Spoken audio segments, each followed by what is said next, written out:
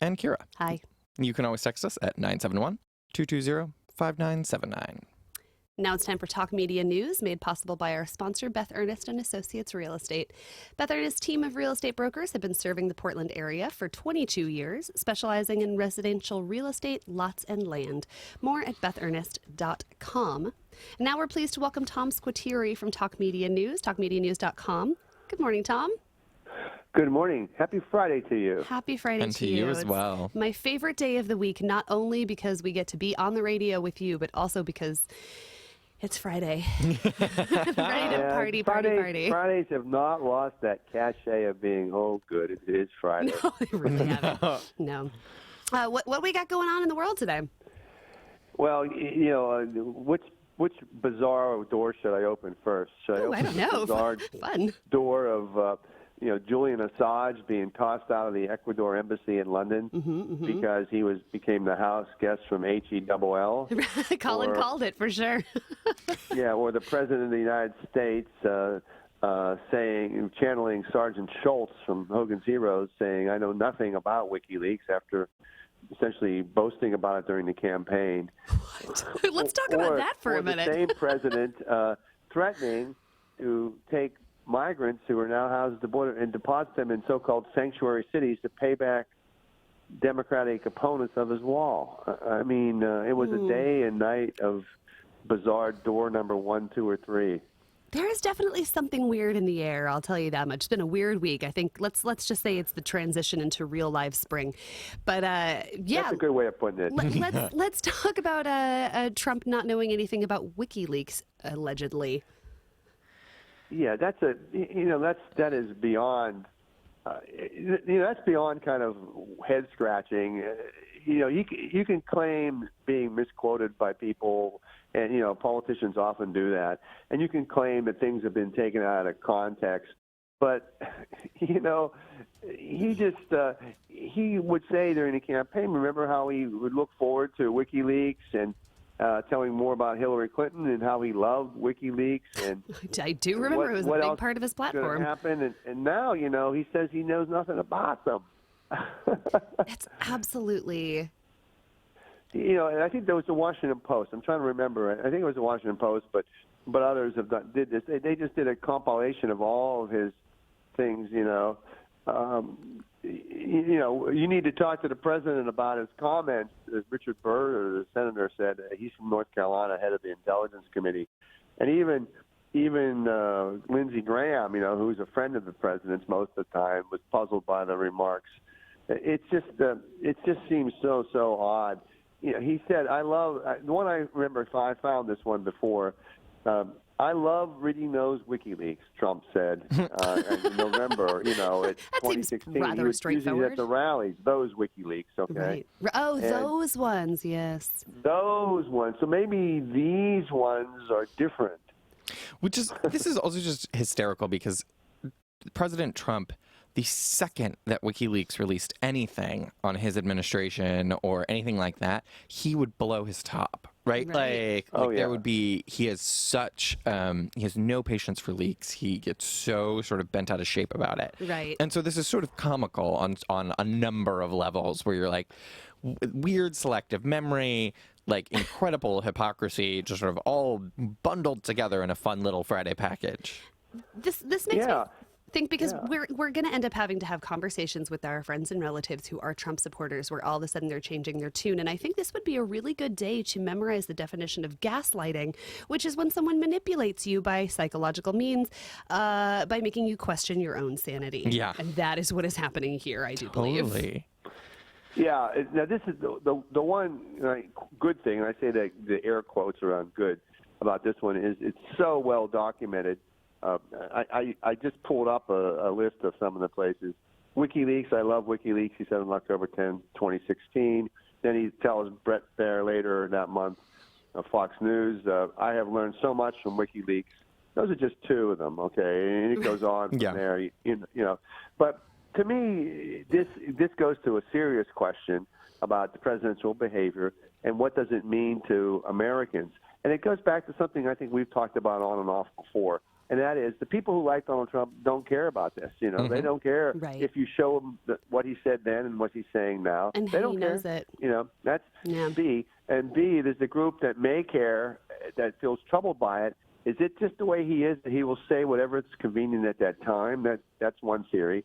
Is he starting to lose his ability to actually remember what he has said, which some people have opined? I don't mean, know maybe, that. but he talked about WikiLeaks a lot. I don't think this is a Sure. selective, like, one memory that he's forgetting. This is him changing No, his not tune. at all. I think it goes to what you said earlier, a couple of seconds ago, that no one likes leaks, and now that the leaks may be about his administration, as we have seen from others, now he's not a fan of WikiLeaks.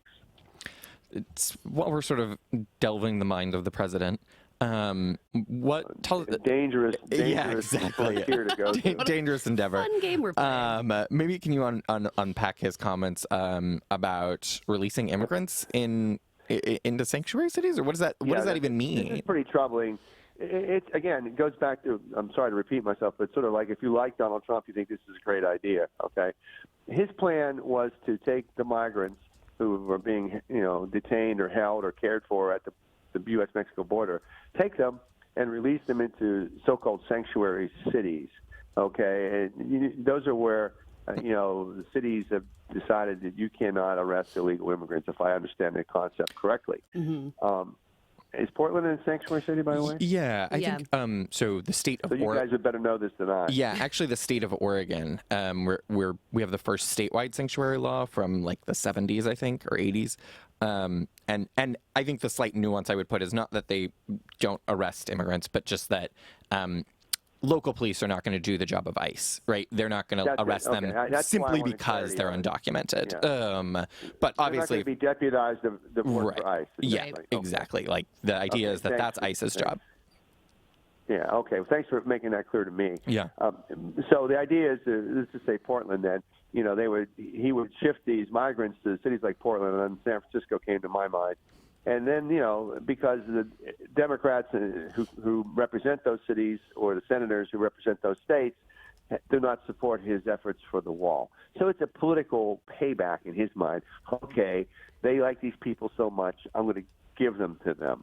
And then, of course, the downstream aspects of it is, should any of these migrants then commit a crime in Portland or San Francisco or wherever, he can then say, well, you see, all these immigrants cause crime. I mean, it's a real Roy Cohen, hit them back every chance you get. Now, to be fair to DHS folks, including outgoing Secretary Kristen Nielsen, she opposed this and resisted it, as did others in DHS. Now, how many of those who resisted are still there now, or will be there with this purge that's going on? It's probably not many. Yeah. Especially in the context, my understanding is that the president's advisor, Stephen Miller, who's been an intense hardliner, anti-immigrant, is really shaping the rebuilding of DHS. Yes. And so that strongly, like, I briefly wondered whether he would end up getting an appointment himself, but it actually seems like he has more influence from where he's sitting. I would agree with the second part of that sometimes you have more power and influence from the White House than actually running the bureaucracy. Why does he need to, I asked this sort of rhetorically perhaps, why does he need to be head of the DHS and then after do sort of petty things like run a bureaucracy, run a department, when all he cares about is the policy aspects and he could have that direction from the White House? I think I mentioned this on the show on Tuesday. The 18 positions at DHS that need Senate confirmation, only 9 of them are filled. So there you go. There's a leadership void of confirmable officials that are supposed to be there. They don't care. Well, they and just want to have the policy enacted as they decide. Yeah, and that's true across the government, really, right? Like they're running way more out of the White House than I think has historically been done in a very long time. We just don't know. Feels we like just an don't active pick choice. it up in the other departments, which is too bad because we don't really know what other changes like this are afoot.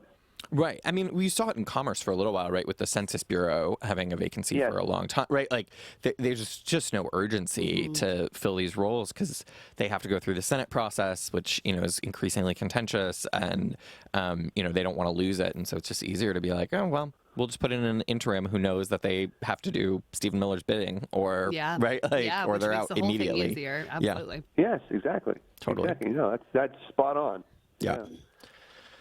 Well, I haven't gotten an answer yet to like how long Patrick Shanahan could serve as the acting defense secretary. That answer keeps bouncing around places, and that requested answer keeps bouncing around places. So I, and to the best of my knowledge, none of my journalistic colleagues have received that information of how long he could stay in that position without being nominated and confirmed. Yeah. I mean, if nothing else, this is like an interesting experiment in how we can run the government in. Yeah, but don't you See think what we these can kind get of away experiments with. are best left in civics classes instead of Yeah. real life? That's fair. Sure, I suppose. Yeah, no, What a party pooper I am. I know. no, totally. Well, Tom Squitieri, we've got about one more minute. I wanted to ask you a little bit about, I know Congress has been continuing to remain skeptical about the new branch of the military service in outer space. Can you talk us a little bit about that? Yeah, sure. There's wide agreement among Democrats and Republicans in both the House and the Senate that there needs to be a better focus on space. It has become a contested arena, a domain, as the Pentagon likes to refer to it as a domain. And it is critical. You know, India, who was an ally of the United States 2 weeks ago, tested successfully a weapon to take out satellites in space. So you need to protect those satellites, everything from me talking on this cell phone to you now to people lining up their golf shots. The more important things run through GPS and other satellites. The military depends on satellites for its precision warfare, among other things. So it's not a myth that we have to pay more attention to space in a certainly more focused manner. The question is how best to do that. And the Pentagon has what's called combatant commands. For example, Central Command takes care of the wars in the Middle East for shorthand. That's now headed by a Marine general, and 2 weeks ago the guy was an Army general. These are cross-service commands. They take what's needed from each service branch to fulfill that mission, okay? There's also, for example, a U.S. Transportation Command with the obvious purpose. So a Space Command, which can be created without Congress's approval, would do just that. It would take elements from the existing service branches and elsewhere and focus it on the needs of space, whatever they are determined to be, whether it's satellite protection, whether it's developing offensive weapons, whatever, okay? And if you need an actual space force, i.e., like, Space Marines or something like that, it would study that and bring it about. It would draw on a lot of existing resources under one sort of new umbrella. A lot of members of the Congress think that's the way to go, not just because the money's less expensive, because it's less bureaucracy and, in theory, more efficiency, as demonstrated by Central Command, Transportation Command, and others. So the mood is not to create a new branch of the service. The mood is to support this new Space Command. Interesting. Well, I see the necessity for it, and we're just about out of time, but I think that is something that we're going to have to talk to you more about next week, because first of all, it's worth talking about. It is fascinating because it truly is important, and you don't hear me say that often. But it is a bipartisan concern about it, and for good reason. Yeah. Well, to see anything happening, with cooperation across the aisle. Well, Tom, it was wonderful to talk to you. Thank you so much for your information today. You're welcome. Enjoy the weekend. Yeah, Bye-bye. you as well. Thank you. Tom Squitieri from Talk Media News, talkmedianews.com. Talk Media News was brought to you by Beth Ernest and Associates Real Estate. Lots of land at bethernest.com. Colin, you got anything else you want to add to this conversation? Do you have anything you want to say about outer space? I really don't. I really, really don't. You should always have a stock answer ready for when someone asks you how you feel about outer space. We're going to take a quick break so we can collect our thoughts. We'll come back to you with more space thoughts. We're going to take a quick break. You're listening to X-Ray in the Morning with myself, Kira. Colin's trying to take over my That was an name, I accident. think. I don't know how that happened. With myself, Kira, and my friend Colin. You can always text us at 971-220-5979. This is X-Ray. Radio is yours.